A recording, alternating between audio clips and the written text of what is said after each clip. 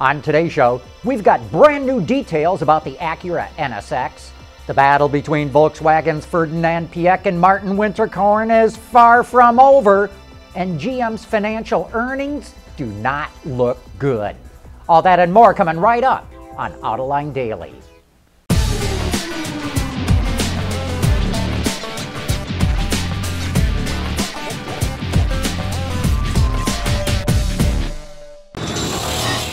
This is Autoline Daily for April 23rd of 2015. Last week, Volkswagen's Board of Supervisors threw its support behind CEO Martin Winterkorn when company chairman Ferdinand Piëch said he had lost confidence in Winterkorn. Last Friday, we said this fight is far from over. Turns out we were right. Now reports in the German media say that Piëch is on the warpath and wants Winterkorn removed at the annual shareholder meeting on May 5th. Those reports say that either Matthias Müller, the CEO of Porsche, or Winfried Wahland, the head of Skoda, are probably Piëch's choice to be the next CEO of Volkswagen.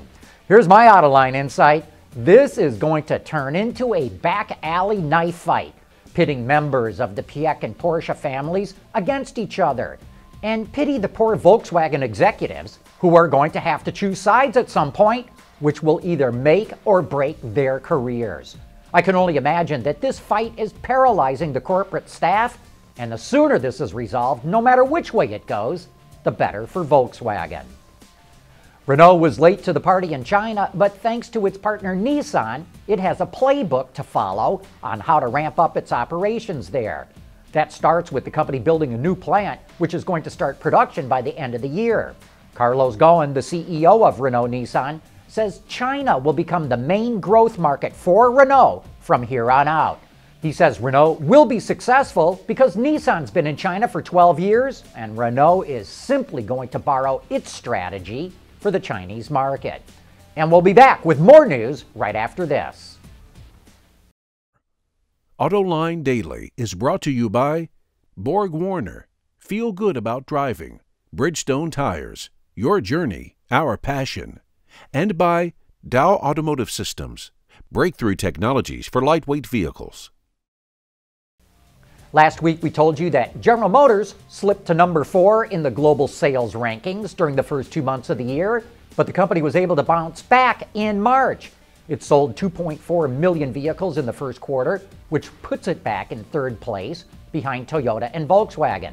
Toyota remains the top automaker in the world with 2.5 million vehicles in sales. Volkswagen, though, is right behind it at 2.49 million. When Acura set out to make the new NSX, it wanted to keep the spirit of the original car, but create something new and exciting. A hybrid powertrain consisting of 3 electric motors and a twin-turbo V6 is one of the obvious differences, but there are major changes under the skin as well. While the previous generation was all aluminum, the new NSX is Acura's first use of a multi-material frame design.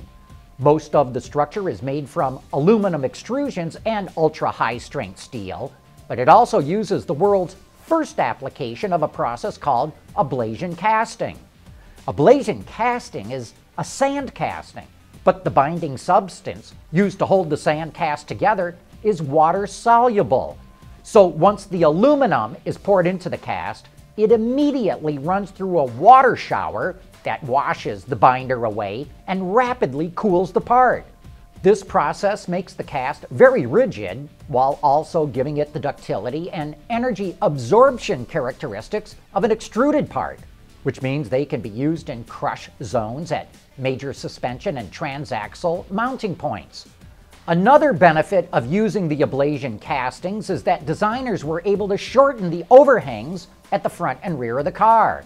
And if the car does get into an accident, these castings can be removed and replaced as a whole unit, making repair easier and faster.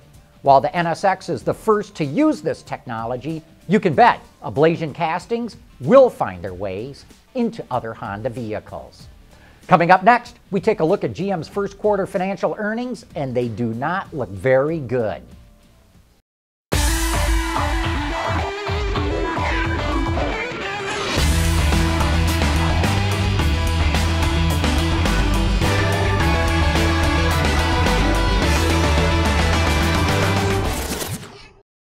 There's more car news and industry insight from the Autoline Network every day.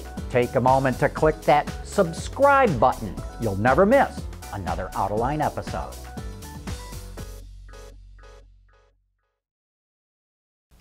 General Motors announced its first quarter earnings this morning, and while the company posted some noticeable improvements in some areas, these numbers are not very good. GM sold almost 2.4 million vehicles worldwide in the last 3 months, but that was down compared to last year.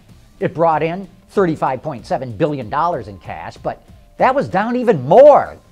It posted a 2,400% improvement in earnings before income taxes and a 343% improvement in net profit. But that's only because a year ago it was heavily impacted by recall costs. Those costs have not gone away, but they're nowhere near where they were a year ago. GM's cash and securities dropped by $4 billion, and it finished the quarter with $24 billion in cash and securities, and that is a lot of money. But now we're starting to see an erosion of the fortress-like balance sheet that management had set out to build. Hey, before we go, don't forget to join us for Autoline After Hours later today. Our guest is Sandy Monroe, whose recent teardown and cost analysis of the BMW i3 prompted BMW to worry that someone had leaked him internal information. Tune in to learn some of the secrets that Sandy and his team discovered as they chiseled this car apart. Anyway, that wraps up today's report. Please join us again tomorrow.